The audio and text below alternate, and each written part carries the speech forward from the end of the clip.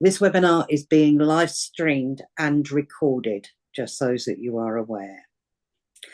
If you have any burning questions, please put them in the chat, and if there is time, I will ask them of the panel after they have all spoken. On the 27th of January 1945, the Soviet Red Army liberated Auschwitz, Birkenau concentration and death camp. Some would like to erase the Soviet people's huge sacrifice of 27 million dead to defeat the Nazis. We must not let them. We owe an eternal debt to them for freeing us from fascism. Auschwitz-Birkenau was an industrial-scale extermination camp, and history has recorded the appalling atrocities that were discovered. The retreating Nazis tried to cover up their crimes, but did not have enough time. Millions died to defeat the fascists: Jews, communists, socialists, trade unionists, Gypsy, Roma, Sinti, disabled, in fact, anyone considered subhuman by them or opposed to the Nazis faced death. In the aftermath of World War II, the cry was never again. But yet there have been other genocides since 1945. Today, there is a genocide being perpetrated by the Israeli state against Palestinians. But unlike the fascist atrocities that were mainly hidden from the world in World War II, this time it is live streamed and no one can claim ignorance. There are those who are enabling, aiding and abetting the atrocities in Palestine, including the British state. We must stand firm against fascism and genocide. Millions are, and some face being punished for taking this stance. So let us redouble our efforts, comrades and friends. Let's keep on calling for peace and an end to war, violence and killing. Let's show solidarity to those who are being threatened for taking the only reasonable stance, which is anti-genocide. So now I'd like to ask you to join me in observing a minute's silence in memory of those murdered in genocides.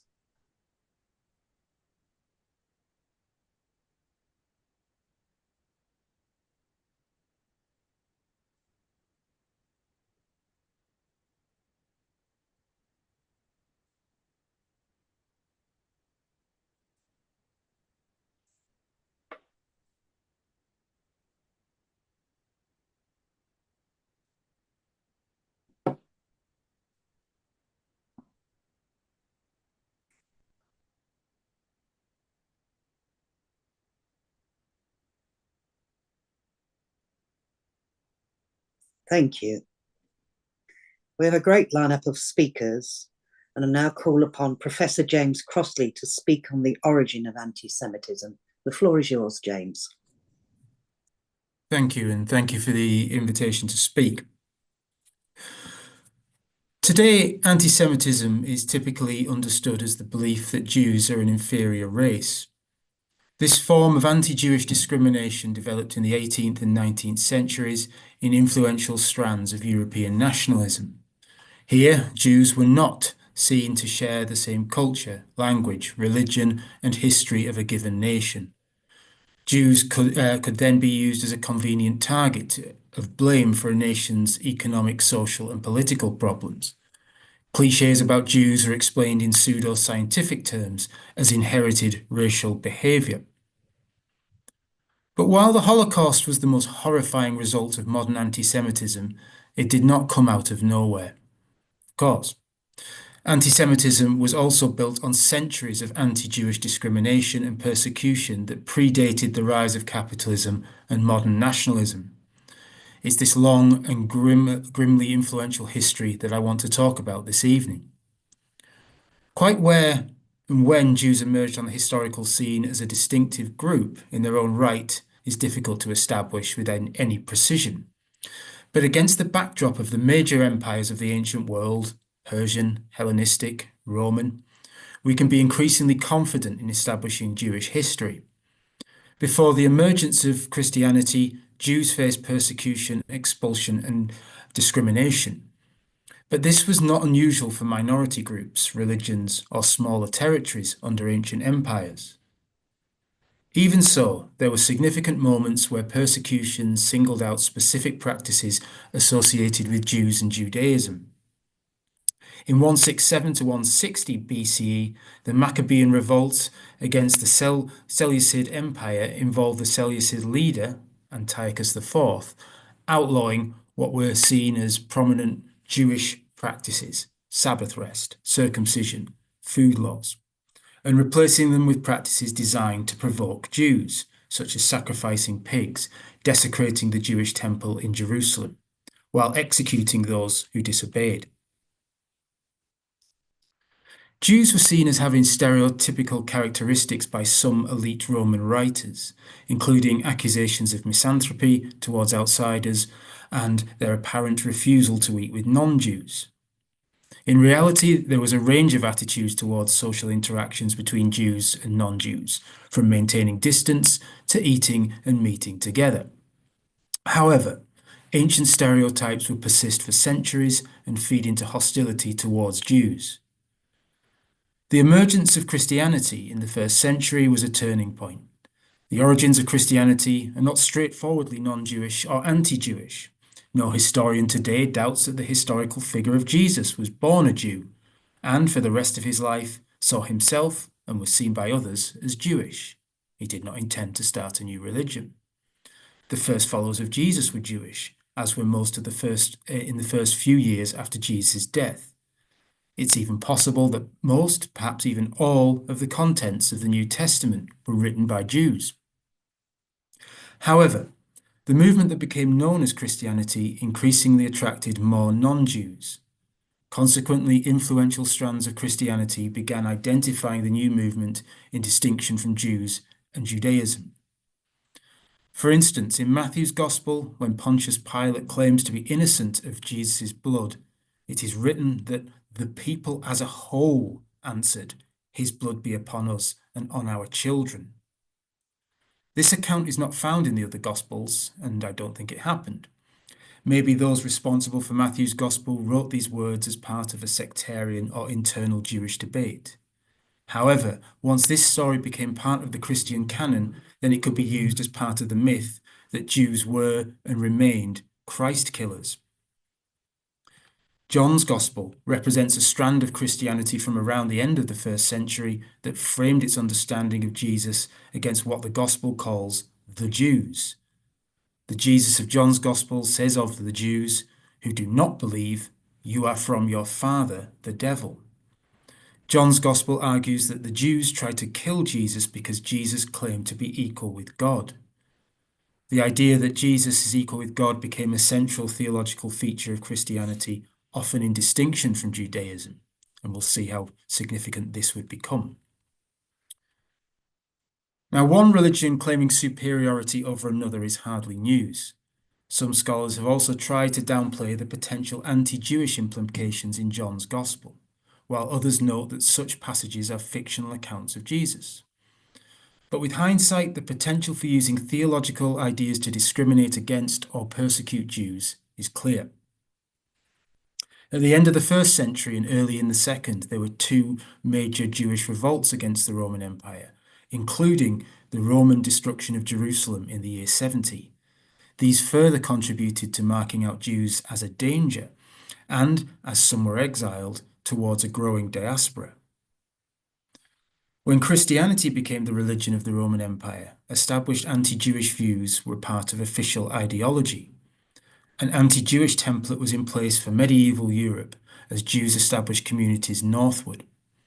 As Christianity came to dominate, Jews were in a dangerous position as a standout minority with the assumption that they were the enemy of the faith.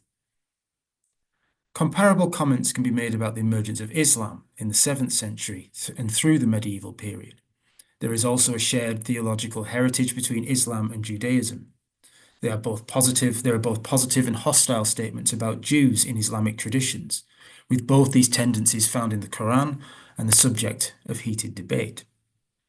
The idea of Jews and non-Muslims having second-class status under Muslim rule also developed in some Islamic thought and legal practice. Yet the treatment of Jews under Islamic rule or with local Muslim communities depended on context. ideas about Jews having an inferior legal status were not always implemented or accepted. Many Jews integrated under Muslim rule in the Middle East and in the Iberian Peninsula. Islamic and Jewish thought and culture influenced one another. Other times, however, Jews faced persecution and forced conversion.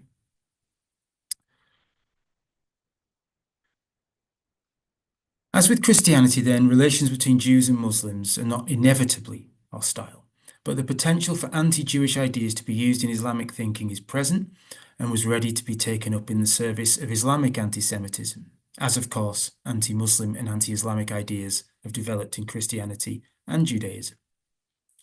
Yet it was in medieval Christian Europe where the anti-Jewish sentiments influenced the development of anti-Semitism that led up to the Holocaust. The interpretation of the New Testament claiming Jews bore collective responsibility for the death of Christ became popular, and this now meant that Jews were accused of deicide, killing God. The idea of the sinister Jew acting in league with the devil likewise became a prominent slur. Notorious understandings of Jews developed in the medieval period, such as the blood libel, the scare story that Jews engaged in ritualistic drinking of the blood of Christian children. When the Black Death hit Europe in the mid-14th century, Jews were sometimes blamed for its cause, as in another scare story of Jews poisoning wells. Such scaremongering further justified discrimination against Jews in medieval Europe. This meant that for Jews there were limited options in work and public life. With the church forbidding usury, money lending became one option for some Jews, which made them a direct target for royal taxation. And from this peculiar situation emerged the stereotypical association between Jews, greed, and money, which today remains a well-known feature of anti-Semitism. This association with money lending meant some Jews were liable to be taxed heavily, which in turn contributed to the precariousness of their situation. In England, this process culminated in the expulsion of Jews in 1290 under Edward I. It was not until the mid-17th century under Oliver Cromwell that Jews officially returned to England. Anti-Jewish persecution in England belonged to a pattern of expulsions, persecutions, and pogroms throughout medieval Europe. During the First Crusade at the end of the 11th century, Jews were slaughtered as crusaders moved eastward, most infamously in parts of what is now modern-day Germany. Towards the end of the 15th century, coercive conversion of Jews featured alongside expulsions in Portugal and Spain. As recent scholarship has shown, precursors to modern racial anti-Semitism grew out of Christian ideas about the hereditary inferiority of groups like Jews. Visual representations of Jews with grotesque features and physical identity markers also emerged in medieval Europe. The crucial connection between theological hostility towards Jews and modern anti-Semitism came through Martin Luther during the Protestant Reformation. His ominously entitled On the Jews and Their Lies from 1543 promoted the burning of synagogues, removal of Jewish houses, and abolition of protection for Jews on the highways. While the influence of Luther's anti-Jewish polemics is debated, his general influence on Germanic theology was profound and later blended with developing ideas of anti-Semitism in the 19th century. In this tradition, the idea grew that Jesus himself was not only opposed to Jewish theological ideas, but was Aryan. This argument, promoted by the influential British-born Germanophile Houston Stewart Chamberlain, was made on the spurious grounds that Galilee was not ethnically or racially Jewish. By the time of Hitler, such anti-Semitic readings of Christian origins were held by mainstream, prominent and influential German and Nazi scholars such as Walter Grundmann, K.G. Kuhn and Gerhard Kittel. That Jesus the Jew could be transformed into Jesus the Aryan was then the culmination of centuries of theological anti-Judaism that merged into the most dangerous form of anti-Semitism in Nazi Germany. And so it was that centuries of theological slurs and discrimination played their part in the build-up to the Holocaust itself. and we must remain vigilant to ongoing dehumanizing practices that contribute to genocides now and in the future. Thank you. Thank you, James. A very interesting contribution to tonight's discussion. Our next speaker is Victoria Holmes, a GRT activist who is going to speak on In the Shadow of Auschwitz, Birkenau, the Gypsy family camp. The floor is yours, Victoria. Thank you, Ruth. So I'm just going to go into a tiny bit of background, and then the main focus of what I'm going to say is about the Gypsy and Roma in Auschwitz. So long before the rise of Nazi Germany, the Roma people faced centuries of systematic oppression. While other minorities in Europe eventually gained equal rights during the 19th and 20th century, the Roma remained trapped in a cycle of discrimination. They were branded as criminals, vagrants, spies, labels that would, much like our Jewish brothers and sisters, later serve as a deadly pretext for genocide.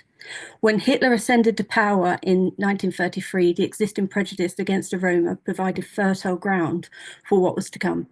The Nazi regime didn't need to create a new hatred. They simply weaponized what was already there. They transformed general discrimination into systematic extermination through a series of calculated steps. First come the stripping of civil rights. Then, under the cruel facade of medical science, Roma women were forcibly sterilized through the law of prevention of offspring with hereditary defects in 1933, a law which at the same time was not unique to Nazi Germany, but was in different variants practiced in wider Europe as well. After which there was, at first, a lot of discussion over the Gypsy problem. Whilst the Nazis were clear on their own vile hatred of Jewish people, there were some Nazis who felt that the European Roma, the Sinti, shared genetics with ancient Aryans, and therefore could be civilized and purified to hardworking Germans. However, this contradiction was solved on December the 8th, 1938, when Himmler, a man who had previously been a believer in this Sinti-Aryan myth, issued a decree called Combating the Gypsy Plague, which described gypsies as enemies of the race-based state and legalized the deportation of all gypsies, half-breeds, Rom gypsies, and members of gypsy tribes to Auschwitz and other camps. This change of heart came from a direct order from Adolf Hitler, whose decree stated that gypsies would be wiped out without exception, as they placed the purity of the blood of the German peasantry in peril. Notably, some of Sinti descent, who were typically lighter skinned than other gypsies, were allowed to continue to live as free citizens, if they were considered purified of nomadic culture, and married a man of good German Aryan stock. And for most of the women, they had to agree to be sterilized as not to contaminate the Aryan bloodline. Despite this, on the 16th of December 1942, Himmler signed the order to dispatch all German Romanis to Auschwitz, with no regard to the degree of racial purity, nor was regard given to those Romas who had fought for Germany in the First World War, something that would become an issue for some of the Nazis who was tasked with rounding up the Roma. Though it should be noticed, despite their recorded protestations, they still followed the order without too much hesitation in almost all cases. At Auschwitz, the Nazis established a designated section known as the Gypsy family camp, where approximately 23,000 Roma people were forcibly transported. They were made to wear brown inverted triangles. While some were subjected to forced labour, many, particularly the women and children, faced immediate death in the gas chambers, with around 4,000 almost immediately losing their lives in this manner. As we know, under the supervision of Dr. Mengele, numerous prisoners of all categories endured horrific pseudoscientific experiments. He was reported to have a keen interest in Roma children.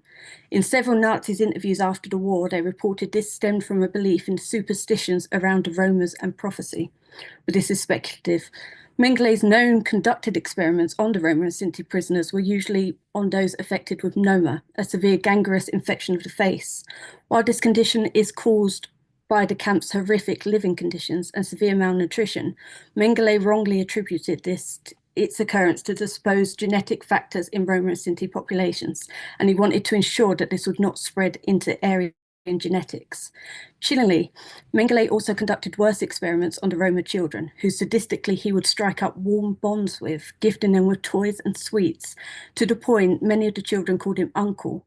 He would then take them to the dissecting room. He was also known to personally escort them hand in hand to the gas chambers. In 1944, there was orders from Nazi high command that the Gypsy camp should be liquidated to make room for more Jewish prisoners. The first attempt at this was on the 16th of May. At the time, only approximately 6,000 Roma and Sinti prisoners remained alive in the camp. According to multiple eyewitness reports, a sympathetic guard had pre-warned a Jewish prisoner of this plan, who in turn heroically warned the Gypsy and Sinti captives of their upcoming fate. As a result, when the SS guards come to collect them, they were faced with an unexpected but highly organised resistance. The detainees had armed themselves with makeshift weapons, stones, wooden poles, and whatever else they could find, and they barricaded themselves in the barracks.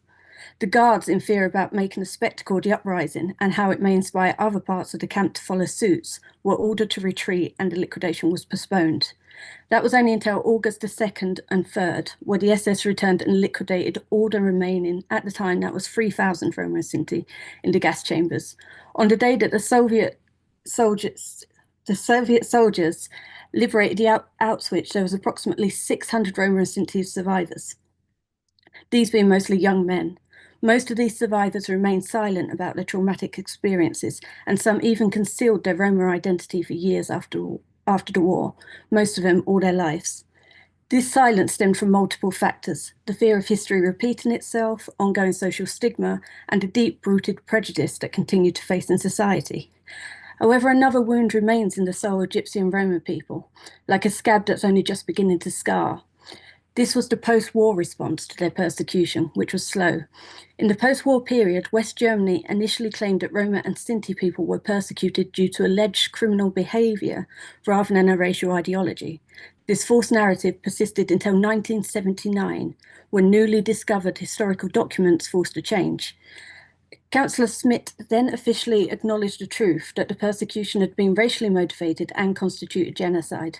The international Roma movement emerged in the 1960s, with the primary goal being the recognition of the racial persecution of their people. A significant milestone came in 2002, when Roma victims for the first time were widely included in International Holocaust Memorial Day commemorations, and this remains increasingly welcome today. The systematic annihilation of the Roma people during the Holocaust, known in our language as the Promola or the Suddersen, words that translate to the devouring or mass killing. In the devastating wave of violence, between 220,000 and 500,000 valuable lives were brutally extinguished, devastating the Roma communities and erasing a quarter of Europe's entire Roma population. Each number represents not just a statistic, but a mother torn from her children, a father who never returned home, a child whose laughter was forever silenced, usually after unimaginary suffering under Mengelé's scalpel. The profound tragedy of this genocide is compounded by decades of deafening silence and willful forgetting. While other Holocaust victims began their painful journey of recognition and healing in the post-war years, Roma survivors were forced to carry their unimaginable trauma alone, their suffering unacknowledged and their voices unheard. The cruel erasure manifested in multiple heart-wrenching ways. Roma survivors, already carrying the weight of their unspeakable experiences, have been repeatedly and cruelly denied the dignity of compensation, forcing them to shoulder both emotional scars and economic hardship. Their stories, filled with courage, resistance, and unimaginable loss, are systematically excluded from Holocaust education, robbing generations of the chance to learn from their experiences. The very evidence of their persecution was allowed to fade away, with countless documents lost or destroyed, leaving gaping holes in our understanding of their suffering. It's often referred to as an understudied part of the Holocaust, but at what cost?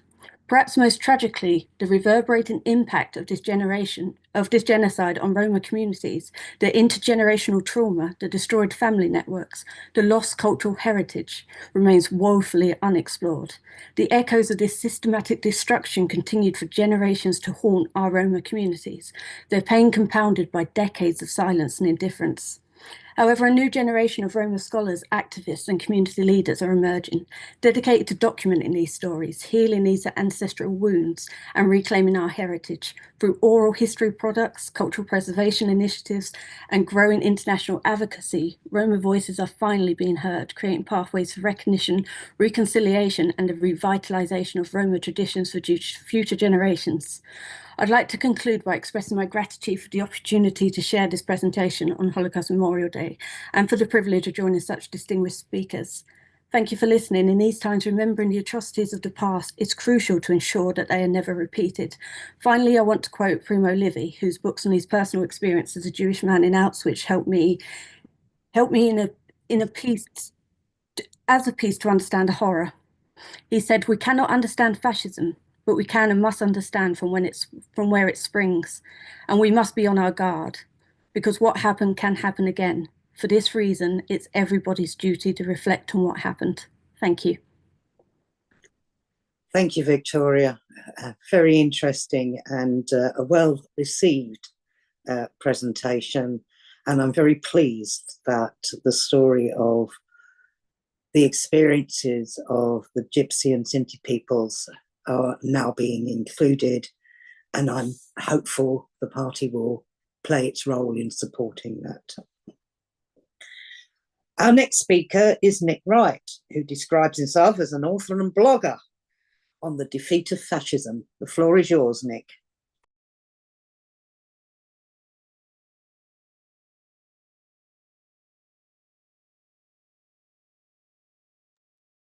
Better make myself audible first.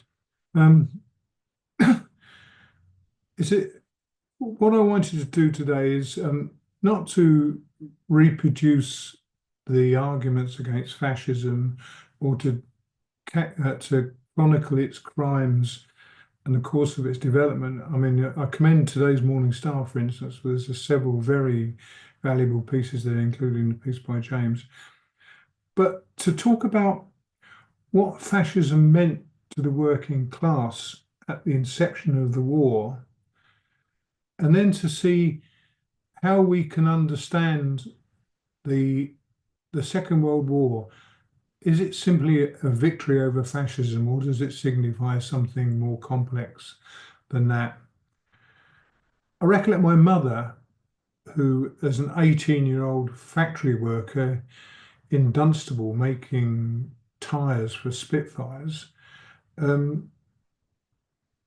recounting how she traced every advance of the Red Army on a map pinned to her bedroom wall and naturally decorated with a portrait of Stalin.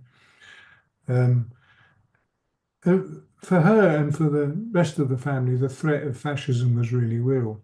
My grandparents provided a home for a refugee Dutch family throughout the war, and we maintained a connection with them long after the war, and they were the only survivors of their family, 2 or 3 of them there. And my dad, who was working at Vauxhall Motors, was one of the group of young communist workers who were given false identities and sent to work in different parts of the country as preparation for building an underground in the event of an invasion and an occupation. And the Communist Party, for instance, secretly bought a newspaper printing press, an actual newspaper, the title and everything, I think down in Dorset, as preparation for the underground. People really feared an invasion. It was a real threat. And amongst the working class, there was a very clear understanding of what fascism meant. And we know from our own histories, personal and from the party history, the extent to which the fight against fascism was the most significant trend in the interwar years. There was tremendous opposition to war, but that was combined with a real fear that the ruling class was preparing to do a deal with the fascists or with the Nazis. And collaboration with fascism was still is, I think, actually, in the political DNA of our ruling class. Of course, in the ruling class, there were different currents at play. But listen to this 1939 diary entry from Tory MP Chips Channon, a notorious Franco supporter who held that Hitler could be persuaded to attack the Soviet Union. I had a long conversation with Lord Halifax, the Foreign Secretary, about Germany and his recent visit. He described Hitler's appearance, his khaki shirt, black breeches and patent leather evening shoes. He told me he liked all the Nazi leaders, even Goebbels, and he was much interested and amused by the visit. He thinks the regime absolutely fantastic, perhaps even too fantastic to be taken seriously, but he was very glad he went and thinks much good may come of it. I was riveted by all he said and reluctant to let him go. Now listen to Lord Halifax, the Foreign Secretary himself, who was commenting on the tensions around the contested, formerly German port of Danzig, conceded at the end of the First World War. It's now Gdansk in Poland. Nationalism and racialism is a powerful force, but I can't feel that it's either unnatural or immoral. I cannot myself doubt that these fellows, the Nazis, are genuine haters of communism, and I dare say if we were in their position, we might feel the same. Now, I make these points not simply to record the fascist inclinations of the British elite, but to emphasise the fact that the eventual course that the war took as an anti-fascist military alliance of capitalist, indeed imperial powers, and the socialist Soviet Union was not preordained. It was the product of a struggle on many, many fronts. Indeed, before the war, there was collusion, appeasement, and military cooperation, including material support for Hitler's ally in clerical fascist Finland in its border war with the Soviet Union. There was behind the scenes, though barely hidden, approaches to Hitler for a de facto alliance against the Soviet Union, and Britain and France entered into pacts with Hitler, the Munich Pact, compelling Czechoslovakia to surrender the Sudetenland to Nazi Germany. Pacts with Poland, Poland also had a pact with Germany, and in the course of the events before the war, refused to allow the passage of 1 million Soviet troops that Stalin offered to the bourgeois Czechoslovak Republic in order to defend them against the betrayal of Munich. One of the interesting visual expressions of this is that there exists hundreds of photographs of British-built Hurricane fighters decorated with a hammer and sickle symbol of the Finnish Air Force, the Nazi swastika symbol of the Finnish Air Force, who were deployed in the two wars that took place between the Soviet Union and Finland, the second one being the attempt by the Soviet Union to move the border further away from Leningrad. It was only 20 miles from the Finnish border. Now, in the face of British obstructions and delays to negotiations about forming a diplomatic and military opposition to Hitler, the Russians followed the others in forming, and it has to be said with the utmost cynicism on both sides, a non-aggression pact with Germany, which resulted in Poland being divided and the creation of a large buffer zone of Soviet-occupied Poland, essentially a great power move to protect their border.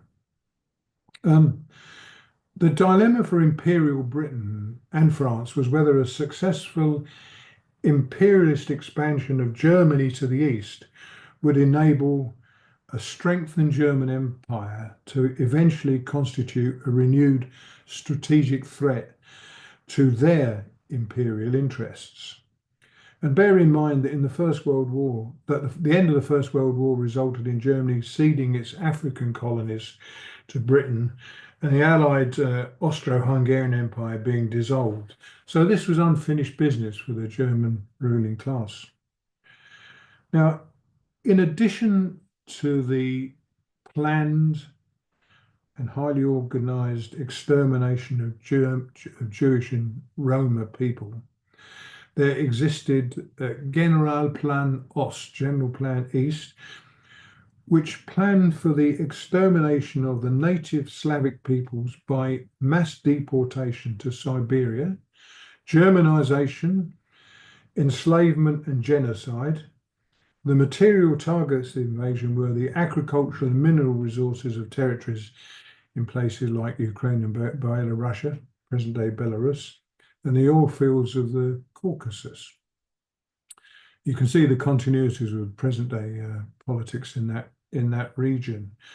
And I mean, we can see the way in which this kind of genocidal approach reflects practice of imperial powers, Belgians in the Congo, Britain in numerous parts of Africa, the genocide that consumed the Native American people, and many of the events in Latin America.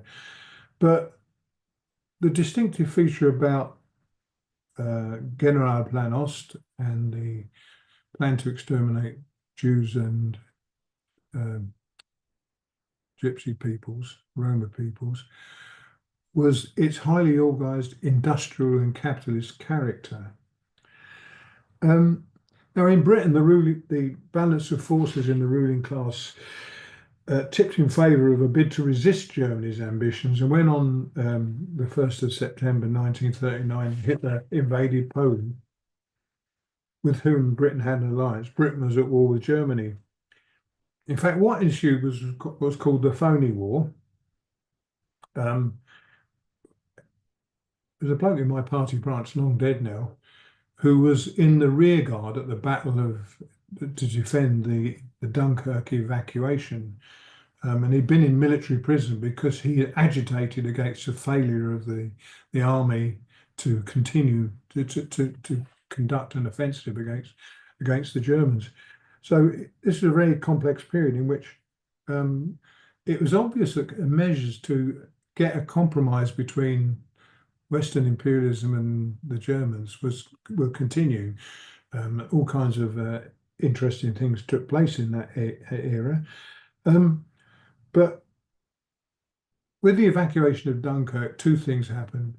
This became a myth, one of the defining myths of the British and the Second World War, in a way designed to displace the anti-fascist myth, if you like, or the character in the popular imagination.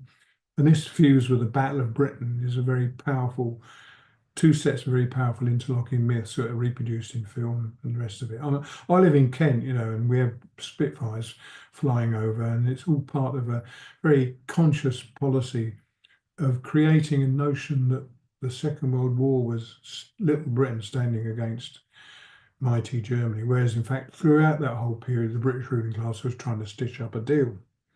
Now, with the evacuation from Dunkirk, Germany faced no military obstacle in Europe, and so naturally they turned their attentions to the east, and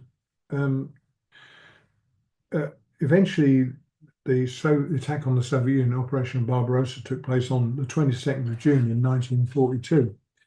And at that moment, the character of the war was changed. And the more realistic elements in the British ruling class understood the need for a strategic, if temporary, alliance with the Soviets. Now, we tend to think of the end of the Second War as a defeat of fascism, but of course what it really was a reordering of the world with a recalibration of the balance of class forces at an international level. And things change very rapidly. Everywhere where the Soviet army advanced, the local balance of class forces shifted in favor of the working class, and domestic economies were transformed by measures of a cooperative or collective or socialist nature, and expropriation of the local bourgeoisie proceeded, sometimes in cooperation with sections of them and with sections of the middle class, but quite often at the expense of them, the bourgeoisie being expropriated.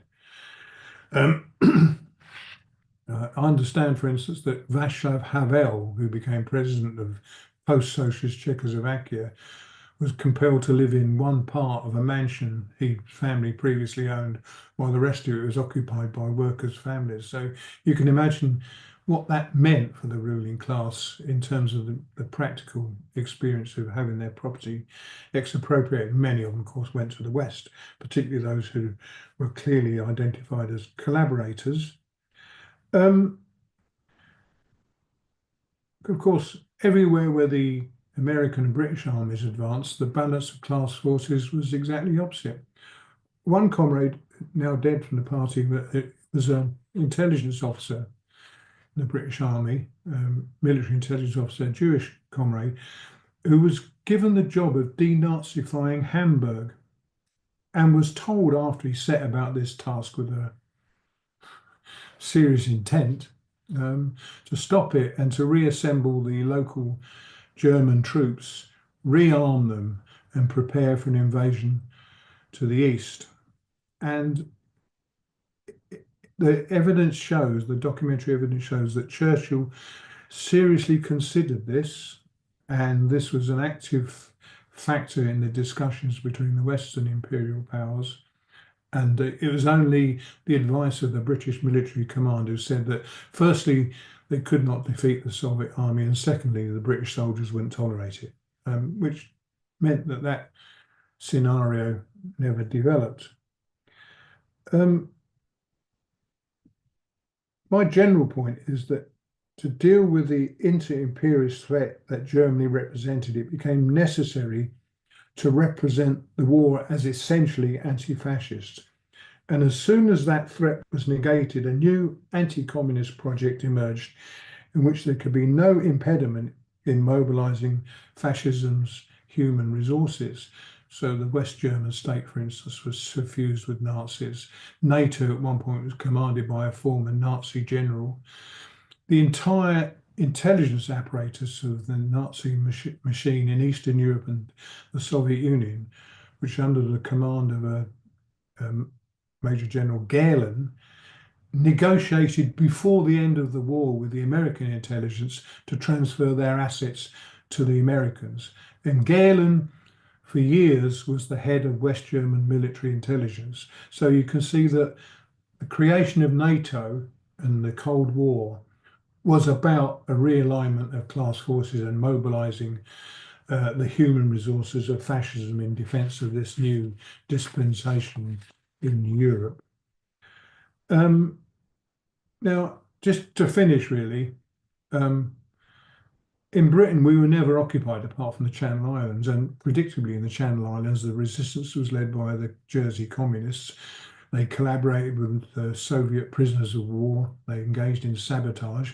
And at the end of the Second World War, the British authorities kept the local bourgeoisie and police and the local government in place so that there was no denazification of the Channel Islands and no purge of the collaborators as took place in other countries in Europe.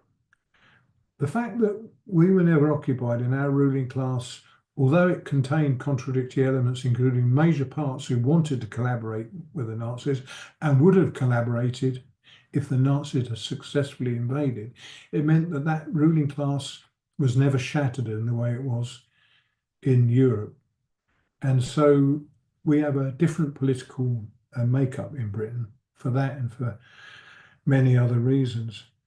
I mean, I think it's probably a good point to end there, except to say that the battle against historical revisionism is part of the way in which the bourgeoisie in all of the capitalist countries, but particularly the most reactionary sections amongst the bourgeoisie in the major imperialist powers, is now compelled by the logic of their own political crisis to begin to seek solutions that in many ways replicate the solutions that were sought in the 1930s. And we are in a strategic position where we don't have the same strategic advantage that was conferred by a socialist Soviet Union that was led by a party which, for all its problems, in 1930 said, Stalin said in 1930, we have 10 years to prepare for an assault from the West, and we don't know where it's going to come from.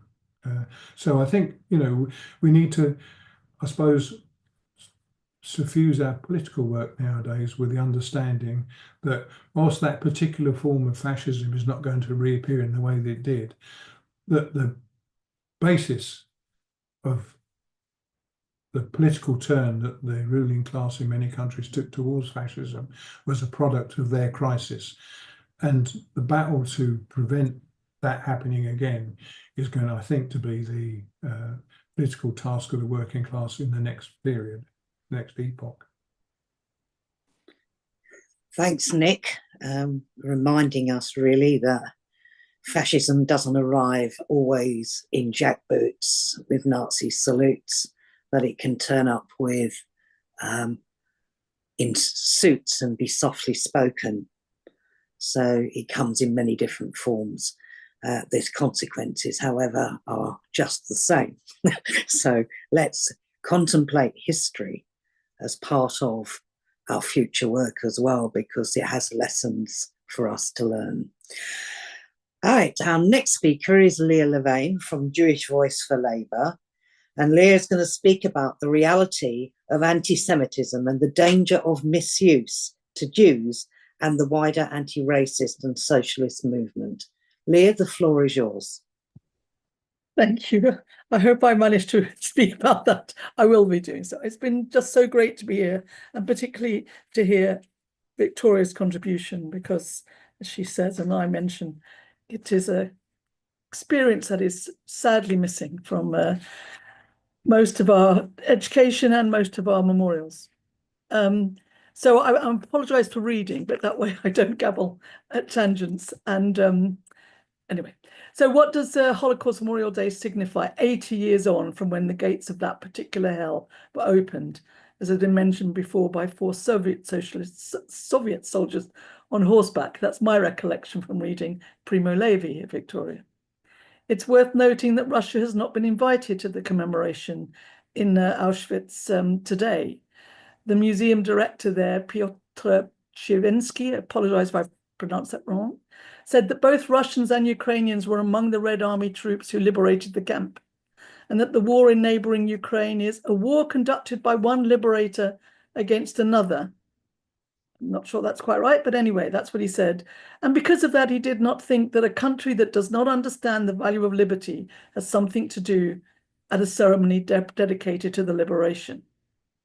And yet, the state of Israel has been invited, and a promise of protection to Prime Minister Netanyahu from the arrest that Poland should be making under the ICC's arrest warrant.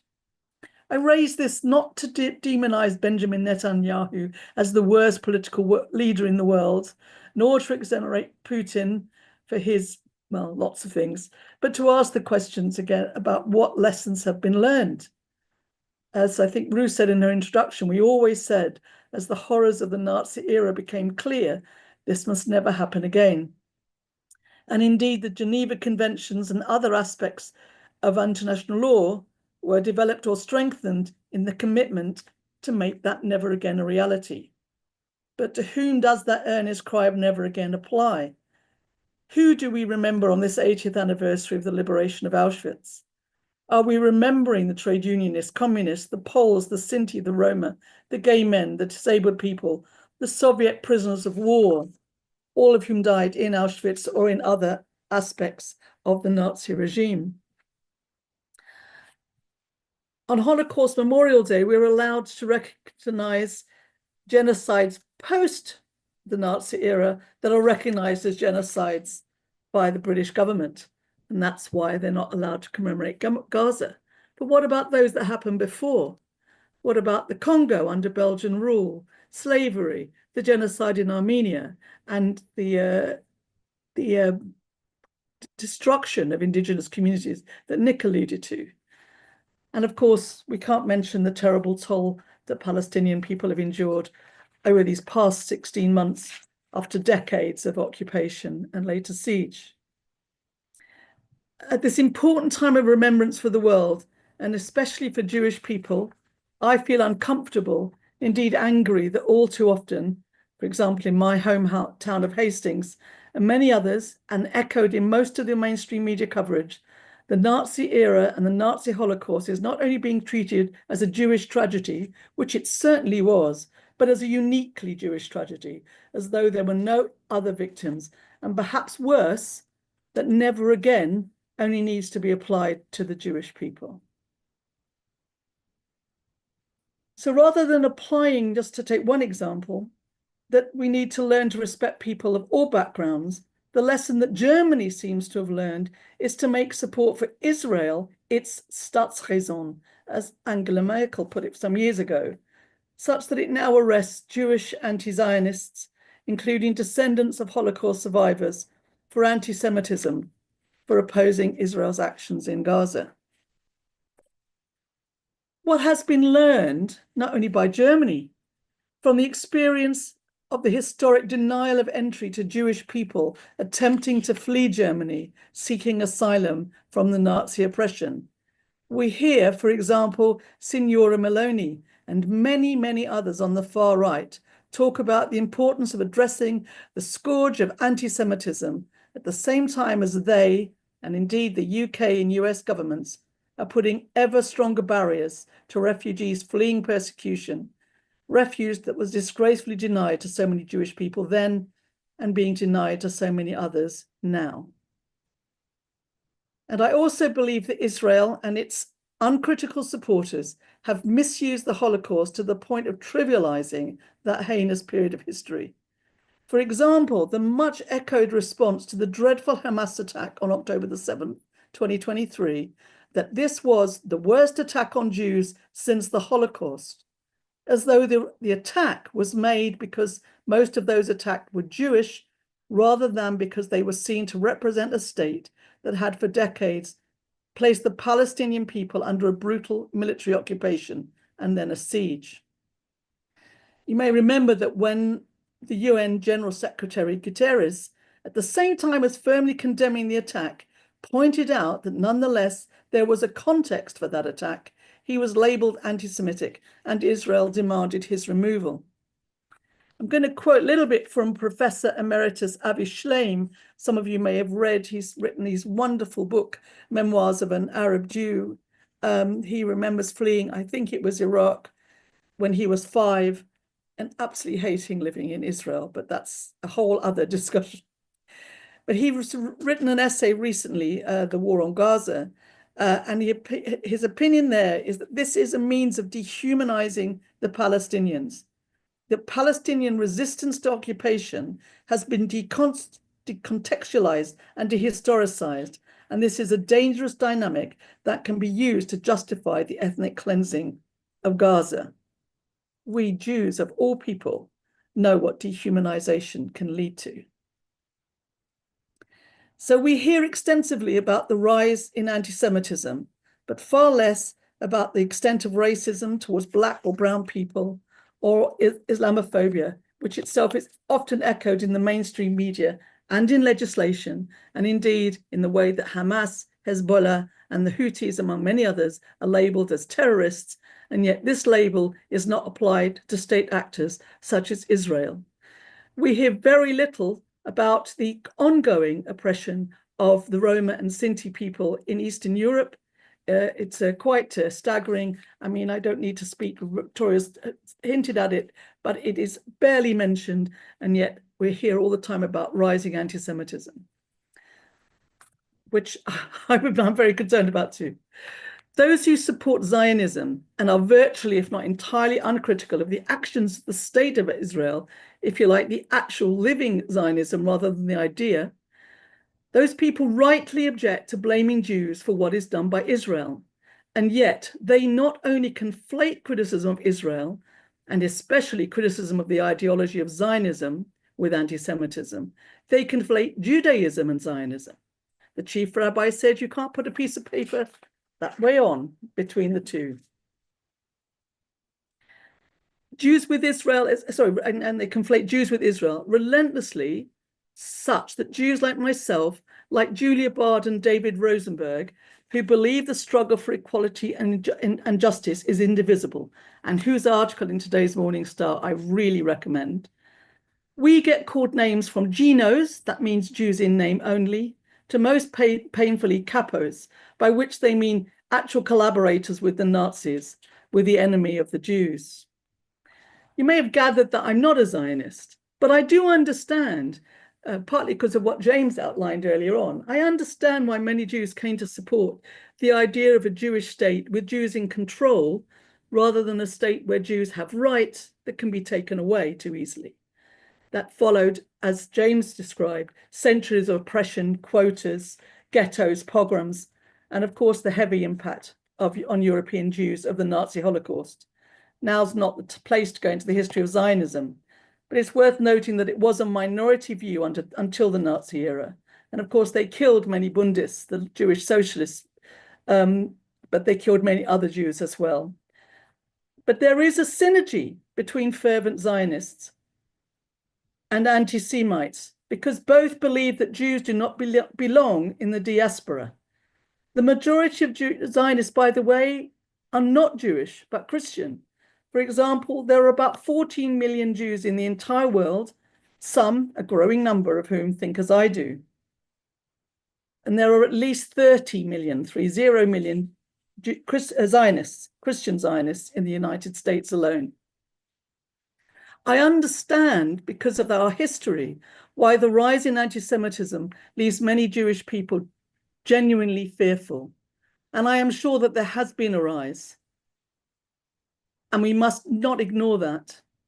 But it's very hard to know how much that is when so much that is reported within that rise is, for example, people hearing cries of, "From the river to the sea, Palestine will be free," or of seeing that graffitied, not on a synagogue wall, which would be totally inappropriate, but on a bridge somewhere, or seeing a Palestinian flag and claiming that this is anti-Semitism. To me, one of the most wicked things being done now, as was done to vilify Jeremy Corbyn and his supporters, is to awaken the genuine and understandable fears of so many Jewish people about those that they have no reason to fear, while largely leaving the far-right groups and individuals who strongly support Israel alone. We could talk, for example, of Netanyahu's defense of Elon Musk and his unquestionably Nazi salute, which was also defended by the US Anti-Defamation League and many others. The US, that is a United States lobby group for Israel. We can reference Maloney, I've already mentioned, Orban, and far too many others who support Israel, not as an idea of a place that can provide a safe haven for Jews, but actually supporting the Israel as it is today, oppressing people as it has done for decades. For some time, we've been hearing about the new anti-Semitism, because that old anti-Semitism that James described so well has largely gone. We still have to be ever vigilant, but that has largely gone. So we have this new anti-Semitism because we must, for some reason, forever be the victims. We're always in self-defense mode, which is just crazy and dangerous. So the new anti-Semitism doesn't mean hatred of Jews as Jews, hatred of Jews for all the stereotypical nonsense that James outlined, but it's about criticism of and dislike of Israel and Zionism. And of course, these far-right leaders aren't guilty of the new anti-Semitism because they support Israel. As I mentioned briefly, growing numbers of Jews around the world are eschewing actual living Zionism and standing with Palestinians. It's especially true of younger Jews, but there's many older Jews. Some of you may have seen on the London marches, the national marches, the sign of Holocaust survivors and descendants against the genocide. That's who we are. In that context, Israel claims to be doing these things in our name to protect us. And in that context, opposing what Israel is doing and has been doing is imperative. It is Zionism that seems to want to equate Judaism with these plausibly genocidal acts. I don't know how that is going to help dispel growing anti-Semitism. So it is important to oppose what Israel says and does, because that conflation fuels anti-Semitism. if Jews are seen defending the indefensible, then some, in genuine ignorance, will hold Jews responsible. Of course, this is wrong, but Israel and its supporters cannot have it both ways. They're the ones who conflate real Jews with Israel, with Judaism with Zionism, and anti-Zionism with anti-Semitism. So how can they be surprised if others mistakenly make the same conflation? The people correcting those errors, which may be among very few amongst those supporters of Palestinian liberation, are Jews like us, and not the establishment organizations, the ones that unfortunately have the ear of governments and more, whereas we get largely silenced. I will finish with part of a statement from an organization called Global Jews for Palestine, of which Jewish Voice for Labour is a member.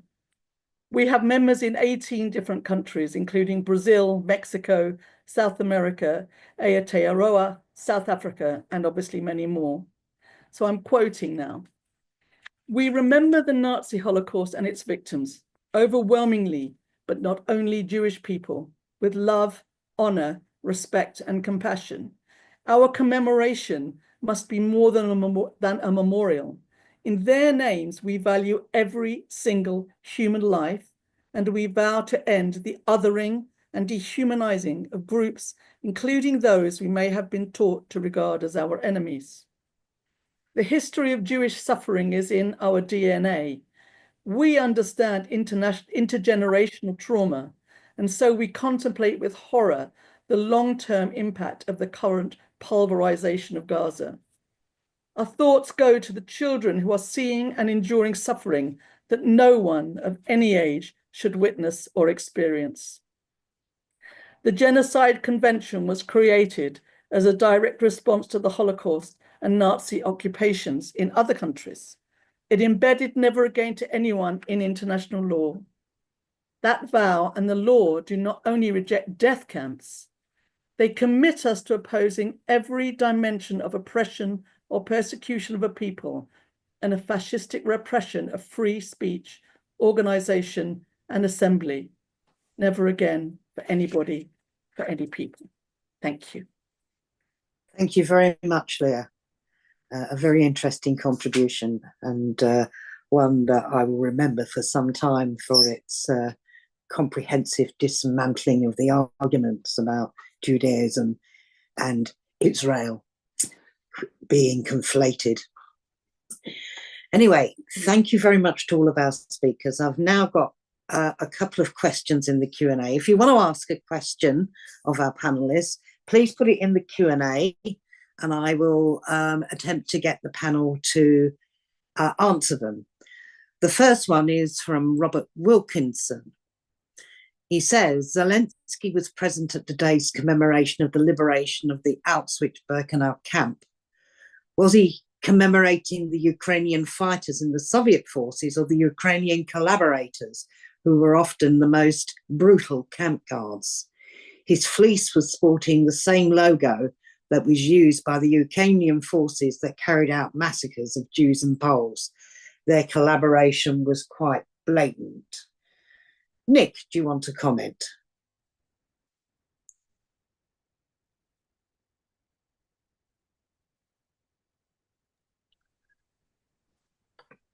Disentangling the history of Ukraine from the history of the Second World War, it runs against the ways in which it's presented in the media today and by politics. I mean, if you see that Ukraine, historic Ukraine, which was actually the center of the Ukraine Rus, was the first beginnings of the sort of Russian entity, if you like, that territory is transformed. First, it's much bigger. The Soviet government in the 1920s ceded to the Ukrainian Socialist Republic the 3 provinces which presently the Russian Federation claims as its own, in order to give this largely agricultural state an industrial basis to its economy. the Second World War ended with this socialist Ukraine acquiring a part of eastern Poland, and Poland, if you recollect, moves to the west. That bit of the Ukraine was a bit of Poland, was largely inhabited by Poles, Ukrainians, and Jews. If you want to define Jews as separate from Poles and Ukrainians in this sense. And the antagonism between the Polish landlords and the Ukrainian peasantry took the form of a nationalist movement. But of course, that was suffused with and interspersed with the anti-Semitism, which existed in that part of the world, the origins of which we've had more than adequately described today. I mean, at the end of the war, Lvov, which is a city, 1/3 Polish, 1/3 Jewish, 1/3 Ukrainian, saw all of its Jews exterminated and its Poles either exterminated or driven out. And after the Second World War, the Russian Federation ceded to Ukraine Crimea, which was not an issue in a multi-state Soviet republic. But of course, with the dissolution of the Soviet state, something which a majority in almost every republic opposed, the nationalist expressions naturally emerged. So I think we need to be careful about simply describing the residual fascist, the descendants, if you like, of the people who collaborated with Nazi Germany, with fascism in general. There's always specific national reasons for nationalist movements to take that form, and there were French, Latvian, Lithuanian, Kosovan, and Croatian Nazi SS, often SS divisions that fought for the Germans. And in each of those countries, we understand the specifics which led to that situation. So, I mean, to answer the point in general, I think we have to try and get an understanding across that the result of the Second World War did not dissolve all of those existing tensions. And if the fact that they can emerge generations after shows that the root of these things lies deeper than in one generation. And we need always to look to the material conditions in which these ideas arise. Thank you, Nick. Very interesting response. I'm not going to bring anybody else in from the panel because it's much more of a historical question in my view.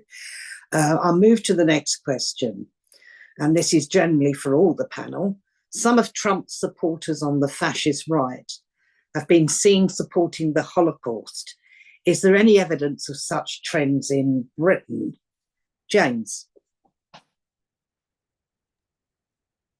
It's a difficult one to answer. I think the nature of the far right has shifted this century from the old-fashioned racism, Holocaust denial, anti-black racism, the kind of things we're all familiar with, to some very opportunist positions. So you'll find some people who were holding those kinds of views not too long ago will now be supporters of Israel, for instance, because they see it seen as something that's anti-leftist, anti-socialist, anti-communist, and for whatever reasons to stir things up. If you talk, so trends are very difficult to map out and measure in these cases. But you can look online, and once you go to such right-wing groups and far-right groups who will profess, say, a pro-Israel stance and all this kind of thing, you scratch beneath the surface. It's not too difficult to find old-fashioned anti-Semites, Holocaust denial, and all that kind of thing, because there's nowhere else to go in that sense. So it still exists. Whether there's a strength of something to be called a trend or a movement, I'm not so sure, not at the moment. It's always got the potential to come back, of course, when situations change. And whilst we do have some small, violent, anti-Semitic far-right groups here, I think are probably bigger in America. Thanks, James. Leah, would you like to comment on this? You're muted, sorry. Apologies, I thought I'd unmuted. Yes, I don't really have anything to add. I'm not aware of groups actually supporting the Holocaust.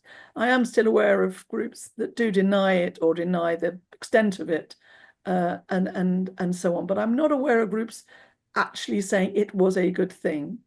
But it might be my ignorance, so I'm sorry, I can't really add anything.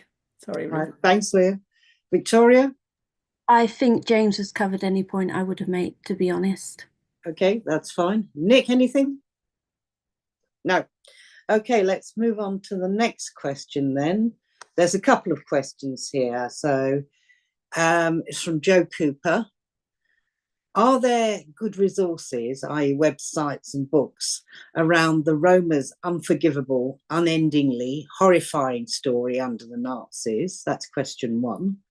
And question two, what advice can Leah and others give to help comrades combat accusations of anti-Semitism and capoism in a moderate, sensible and sensitive way?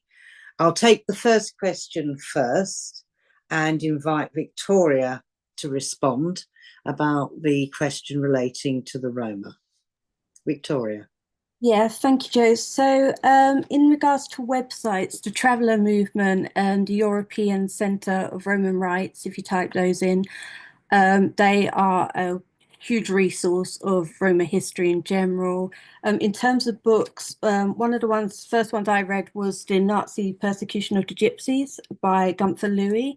Not an entirely perfect book, because at the end he does resolve that a lot of Roma were interred in the camps because of criminality. But in terms of the primary sources he's used, it's very, very interesting to hear those stories. The best book I have read is The Nazi Genocide of the Roma, Reassessment and Commemoration.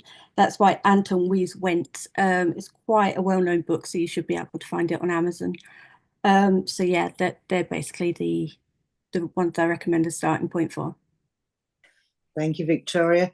James, anything to add to that? No? Leah? No? Okay. The second part of Joe's question then is, if I can find it again, what advice can Leah and others give to help comrades combat accusations of anti-Semitism and capoism in a moderate, sensible and sensitive way? Leah. Yeah, I thought that might come. Actually, I did want to say something to Victoria. Could you put the name of that book in the chat? Because I didn't catch it, particularly the last one. I think that would be very useful. I know when I visited Auschwitz, the only book I picked up was one about the Roma. So in terms of advice, well, it's very difficult because you need to sort of know the exact circumstances, because there seems to be some very clever ways of twisting things. One thing I would recommend, sorry, just little blow our trumpet here, Jewish Voice for Labour has an education group. I'm not part of that group, so I'm not blowing my own trumpet here.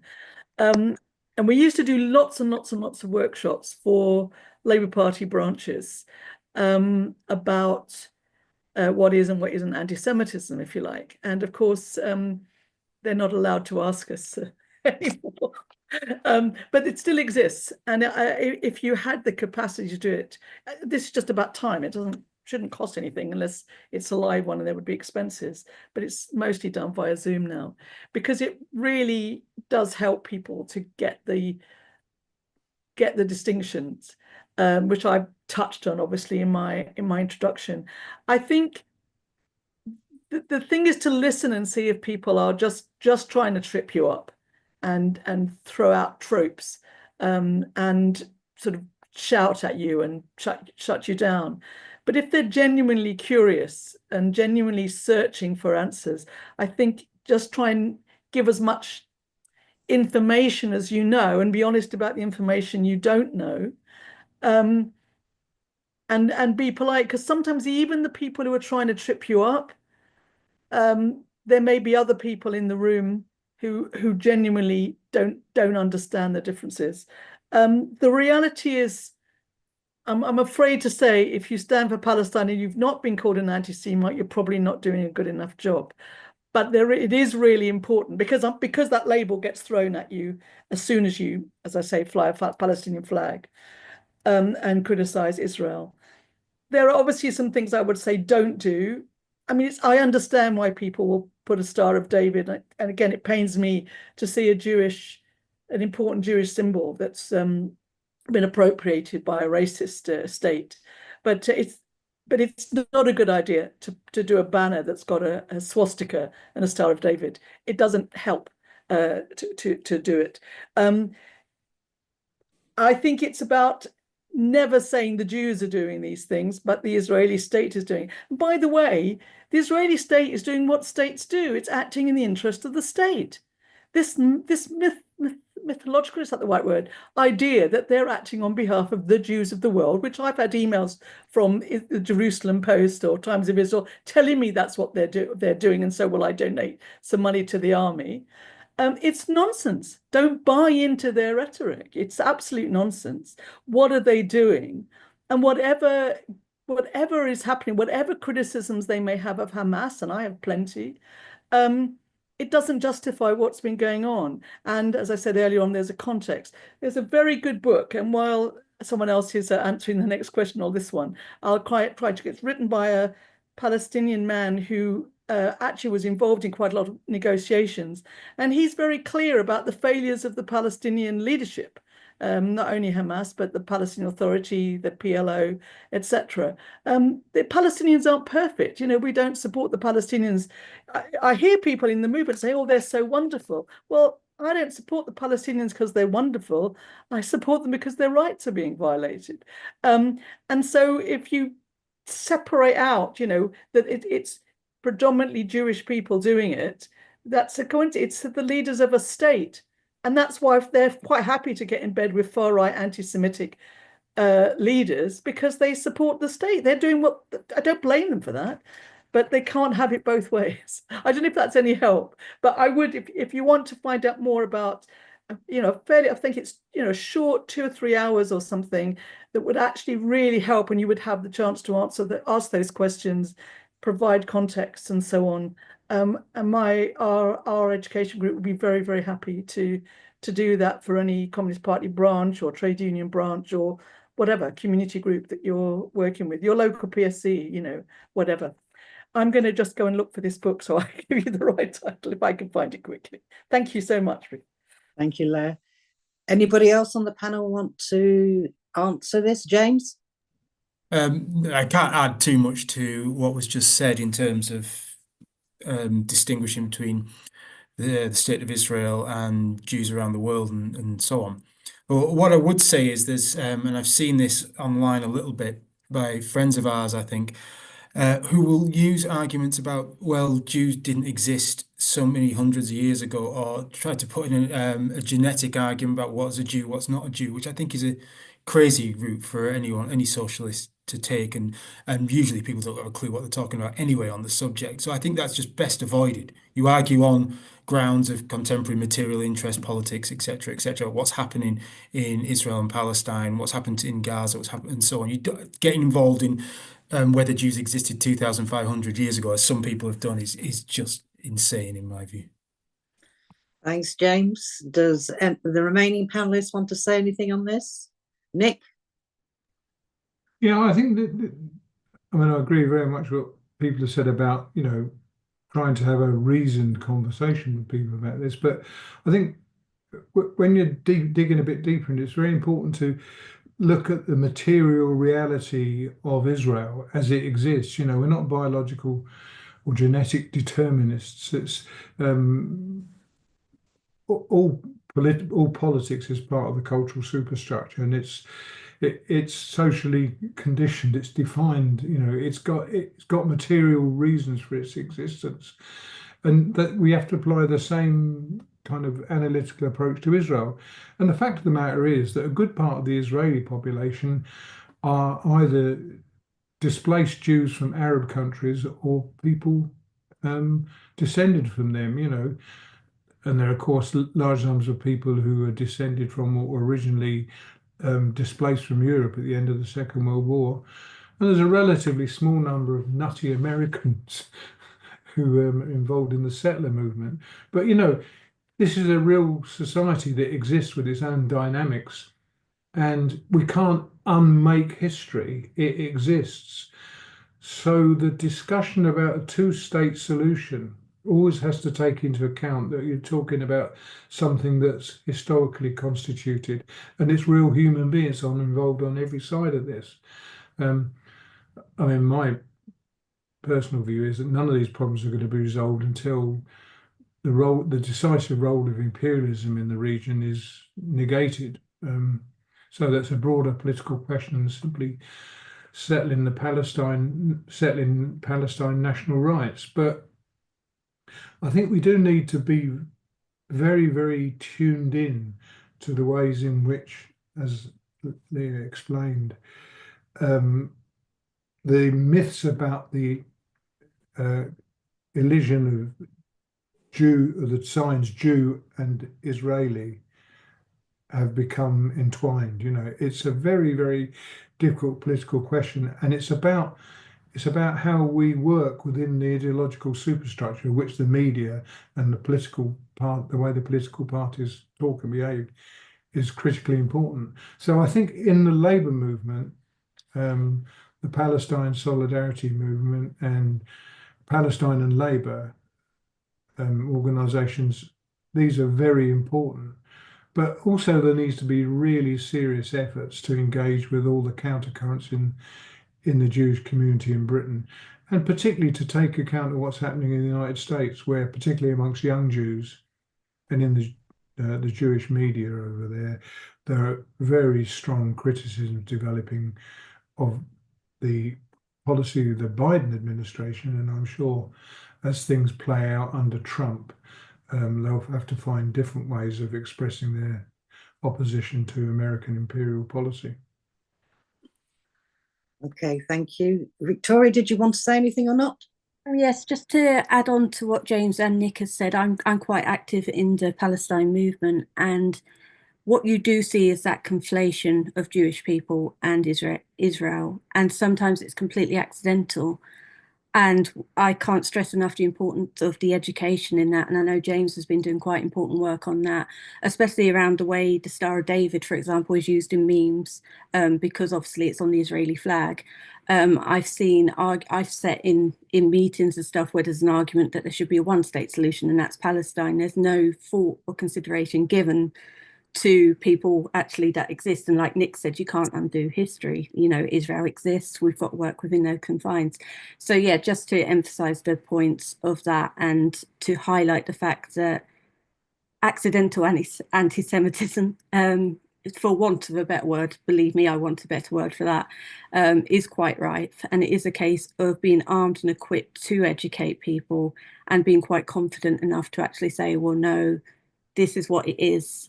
Leah has put in the chat 2 books that I've actually read that are so important on learning the history of that, and that is the 100 Years War on Palestine and The Ethnic Cleansing of Palestine. The Ethnic Cleansing of Palestine was one of the first books I read on Palestine, and it's invaluable. So those books can equip you quite well, I think. Right, thank you. And usually I'm going to make a comment or two on the second question that was asked by Joe. I think it's, I mean, on top of what everybody else has said, I think it's incredibly important to recognise that people are arguing emotionally about the issue of what's happening in Palestine and the behaviour of the Israeli state. And that can lead to all kinds of expressions which are unthinking, which are just conflating, which are, quite frankly, based on myths, quite a lot of it as well, because it's a very emotive subject. So one of the best things that anybody can do is to take it back to rational fact, rather than actually dealing with the emotional crap, because that's what the Israeli state is depending on, is that they conflate the victimhood constantly in order to inflame people's emotions, in order to protect their position. And I think that is something that we need to bear in mind. And the second question, which I'm going to hit directly on, which is the question of the two-state, one-state solution in Palestine and Israel, simply because the Communist Party policy is we support a two-state solution. And it's very simple, the reasons why, some of which people have outlined. But secondly, it is not for us to tell the Palestinians what should be the solution to their trauma, quite frankly. We should be listening to our sister parties and the socialists and the communists living in and around that region, including and in Israel, who are talking about this issue and who have concluded a two-state solution is the way forward. And it's clearly the position, the last position clearly known by the Palestinians is a two-state solution. So those who may be tempted to argue for a single state are guilty of chauvinism, in my view, because what they do is overtake the view of the Palestinians. It is for them to determine what their future is. It is not for us to determine it for them. I do believe in self-determination. It's a key argument that we very often forget in the lexicon. Just quickly to say, the books which have been put up in the chat, because I'm aware that only the hosts and panelists can see this, is from Victoria, The Nazi Genocide of the Roma, Reassessment and Commemoration, essays by Anton Weiss Wendt.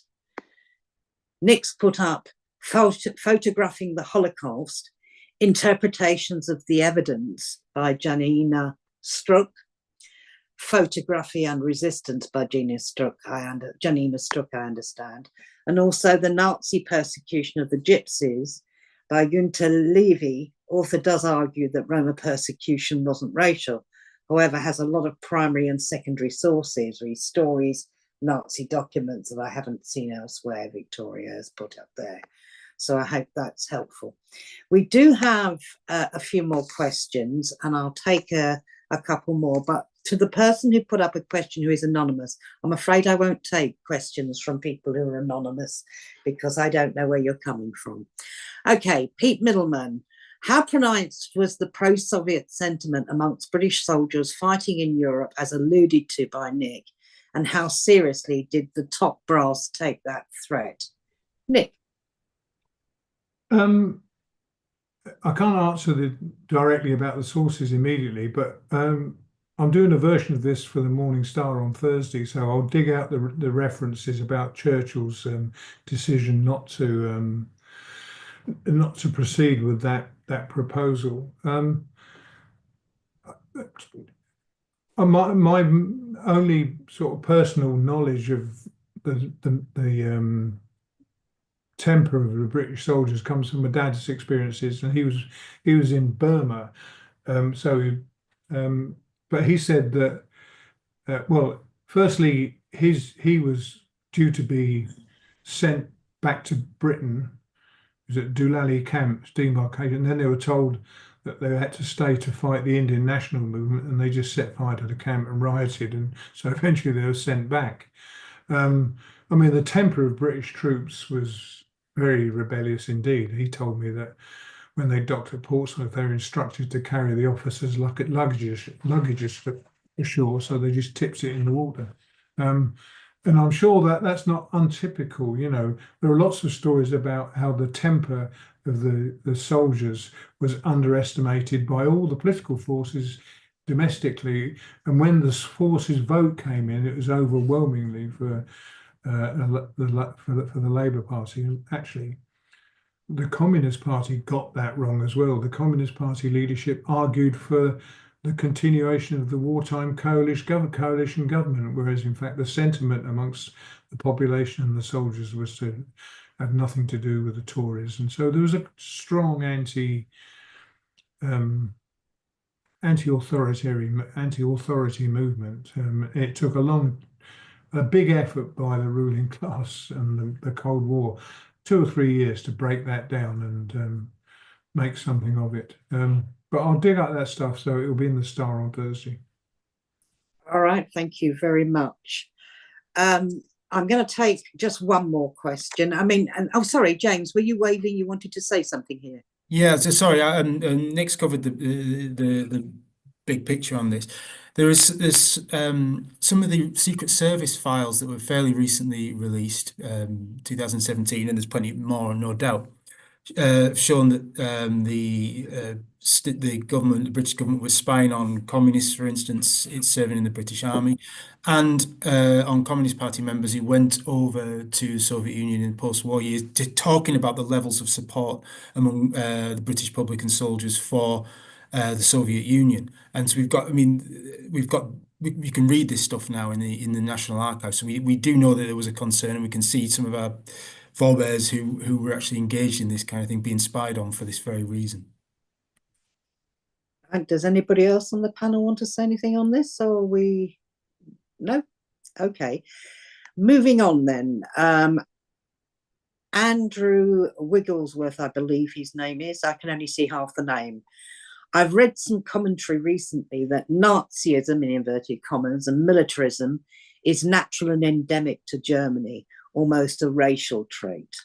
I've heard this from people. Hang on a second. Well, I'm reading it. Somebody's deleted it. Sorry, I'm getting confused now. Let me go back to where it was. All right. Nazism is natural, endemic to Germany, almost a racial trait. I've heard this from people calling themselves socialist or left-wing, who are also seen deliberately to ignore the existence of the GDR and what Germany could become. So, does anybody on the panel want to comment? Leah, you're muted. Sorry, too slow to unmute. I just think,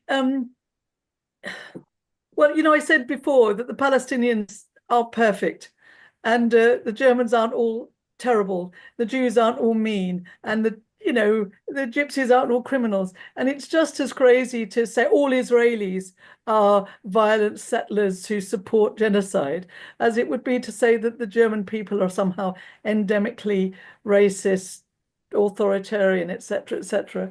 We've seen not only some things, and there were some pretty authoritarian things going on in Eastern Europe, Eastern Germany, but we've seen, you think about, well, I'm supporting them, but the reaction, to the generation after the Nazis, if you like, when they found out what had happened, the reaction of some of that, I guess they'd be my generation, I'm born in 1954, was profound and had an enormous influence on political movements of the left. Why did Germany have to work so hard to suppress the movements to the left? So I'm not quite sure how you counter it, but except to say it's nonsense and it's actually racist. Just as I think it's racist to say, when people are Philo-Semites and think we Jews can do no wrong, as I said, to say the Palestinians are wonderful people. They're not all wonderful people.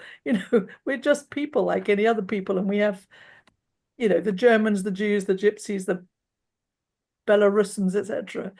But it is shocking if you're hearing that amongst supposedly intelligent left-wing sources. So yeah, do your best to counter it. It's not something I've come across, I must say. But yes, shocking, really. And thanks for raising it. Thank you. Does anybody else on the panel want to comment? Nick? I think one of the best measures of the nature of any society is who runs the intelligence and security apparatus. West Germany's security apparatus was run by the former head of the Nazi intelligence organization. Its army was commanded by former Nazi generals. In the GDR, the Ministry of State Security was led and staffed by concentration camp survivors, commanders from the Spanish Civil War international brigades, and resistance fighters from the war. You make up your own mind. Anybody else for the panel? No? Okay. The person who was anonymous previously was Sam Dobson, and basically wants, how do we combat liberal commentators who equate the Russian invasion of Ukraine with the expansion of Nazi Germany using terms like appeasement? Right, does anybody on the panel want to kick off? It's not really on subject, to be fair, but okay. The panel doesn't choose to answer that question, which is fine because it's not really on the subject of tonight. Tony Conway says, Germans aren't, of course, but what evidence exists for the impact of Prussian militarism on the run-up to World War I? Interesting questions. However, I think we've reached the end of our question period. I've had a couple of people put in comments in the Q&A thanking the speakers very much for their interesting and thought-provoking contributions. And one has said that it's enthused me to read more deeply of the suggested references, and thanks the organisers and the Communist Party for this event. Before I move into kind of closing remarks, does anybody on the panel want to say anything generally before we move on? No? Okay. I'd like to say thank you very much to James, Leah, Victoria and Nick, all who've made sterling contributions tonight. And I'd like to thank you all, the participants, for attending. The importance of understanding the history of what led to the Holocaust and in World War II is fundamentally important to understand if we are to combat in the next forthcoming period, which Nick alluded to, of the growing threat from the far right and fascism rising again, particularly across Europe and in America. So I would urge people to, if you don't know, read up about it, use the resources, contact the organisations that have been referenced and read the books which have been referenced. And if you don't know where to start, then send us an email to the Communist Party and we will attempt to answer you. Okay, but it's important because if we don't know our history, we can't use it to avoid repeating the same mistakes again in the future. So learn the history and also take seriously this whole issue around the use of language and the importance of not conflating Israel, the Israeli state, with Israelis, because not all of them support the current configuration of the Israeli state, Jews and Judaism, because that actually just feeds the narrative of the Israeli state and basically becomes a justification for what they're doing. And I would also urge you all here tonight, not only to redouble your efforts in relation to Palestine. The situation is a ceasefire, it is not an end, and we must maintain the pressure. And secondly, to remember, our government in the UK is complicit in what has happened and what is happening in that region and in Palestine in particular. We must not allow them off the hook. So please redouble your efforts and get involved wherever you can, in whatever format you can, because not everybody can march, and I'm being one of them, but I can do other things. So think carefully about what your contribution might be to avoiding any more Holocausts in the future. So thank you for attending the Holocaust Memorial Day commemoration today. And please go back to your communities and any groups you're involved in and share the information from tonight's speakers. Thanks to all of our speakers and those who have worked so hard in the background and those who are working to manage and organise to make this meeting possible. Good night, comrades and friends. Thank you very much for attending. Good night.